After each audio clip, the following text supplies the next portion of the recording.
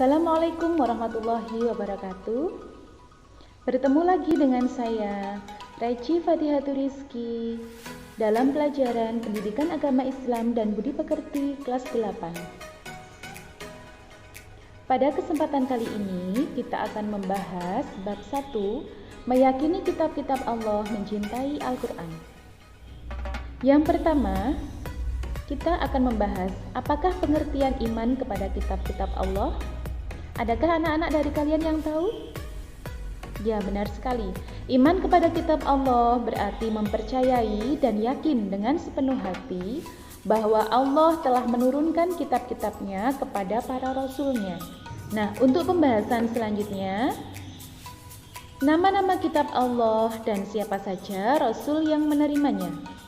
Kitab Allah ada 4. Yang pertama, kitab Taurat. Kitab Taurat diwahyukan kepada Nabi Musa alaihi salam. Kitab Taurat turun pada abad ke-12 sebelum Masehi menggunakan bahasa Ibrani. Yang kedua, kitab Zabur. Kitab Zabur diwahyukan kepada Nabi Daud alaihi salam. Kitab Zabur turun pada abad ke-10 sebelum Masehi menggunakan bahasa Kipti. Yang ketiga, kitab Injil.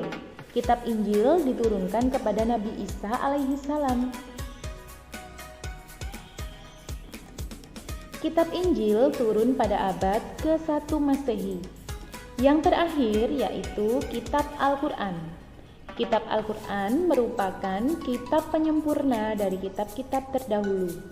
Kitab Al-Quran diturunkan kepada Nabi Muhammad SAW menggunakan bahasa Arab. Kitab Al-Quran diturunkan pada abad 7 Masehi. Kitab Al-Quran disebut kitab penyempurna dari kitab-kitab terdahulu karena kitab Al-Quran merupakan kitab terakhir yang dapat dijadikan pedoman hidup sampai hari kiamat nanti. Kitab terdahulu ada 3 kitab ya. Kitab Taurat yang diwahyukan kepada Nabi Musa, kitab Zabur diwahyukan kepada Nabi Daud, dan kitab Injil diturunkan kepada Nabi Isa. Kitab-kitab tersebut dapat dijadikan pedoman hidup ketika Nabi tersebut masih hidup. Dan ketika Nabi tersebut sudah meninggal, maka kitab itu tidak dapat dijadikan pedoman lagi karena tidak dapat mengikuti perkembangan zaman. Berbeda dengan kitab Al-Quran disebut sebagai kitab penyempurna karena kitab Al-Quran dapat dijadikan pedoman hidup sampai hari kiamat nanti dan merupakan kitab penutup, kitab terakhir. Begitu juga dengan Nabi Muhammad. Nabi Muhammad adalah nabi terakhir utusan Allah. Nah, untuk kitab Al-Quran diturunkan secara berangsur-angsur. Pertama, surat yang turun dari Allah melalui perantara malaikat Jibril kepada Nabi Muhammad yaitu surat Al-Alaq. Iqra bismi rabbikal ladzi khalaq, dan seterusnya. Utusan untuk membaca. Kitab Al-Quran awalannya berupa lembaran-lembaran yang dituliskan di pelepah pohon, di kulit binatang, di batu, dan lain sebagainya. Jadi firman Allah yang masih berupa lembaran-lembaran disebut dengan suhuf. Dan firman Allah yang sudah dibukukan disebut dengan kitab. Sekarang untuk pembahasan selanjutnya kita akan membahas apakah perbedaan kitab dengan suhuf. Yang pertama, isi kitab lebih lengkap daripada suhuf.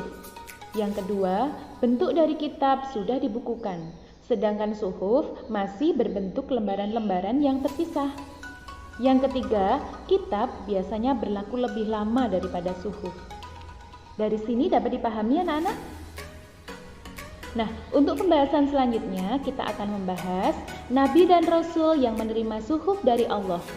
Yang pertama, ada Nabi Ibrahim menerima 10 suhuf. Yang kedua, Nabi Musa menerima 10 suhuf.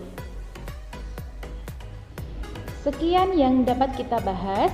Jika anak-anak ingin bertanya, bisa langsung menanyakan ke Bu Reci ya.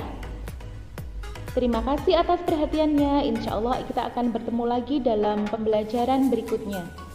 Saya akhiri terlebih dahulu. Wassalamualaikum warahmatullahi wabarakatuh. Terima kasih.